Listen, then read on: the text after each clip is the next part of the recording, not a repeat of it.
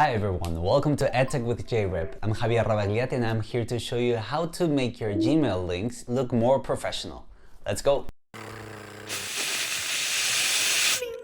Let's say you have to share some links with your colleagues over email. You can certainly do something like this and paste the whole link in the text of your email. But doesn't it look a bit cluttered? Wouldn't it be better if you could just hyperlink some words with the links you want to share? To do that, copy the link's text or copy it from somewhere else and then select the words you want to hyperlink. You can then click on the link icon on the bottom toolbar or press Command K for Mac and Control K for Windows. Then this window will pop up and you can paste the link here. Click OK, and now your text will be a hyperlink. You can go ahead and delete the link's text now. If I do the same for the other links, this is what I'll get. A much neater looking email. Be aware that if you're sharing links to Google Drive files, sharing permissions should be correctly set. Be aware that this also works for Google Docs, Google Sheets, and Google Slides. I hope you found this helpful. Bye!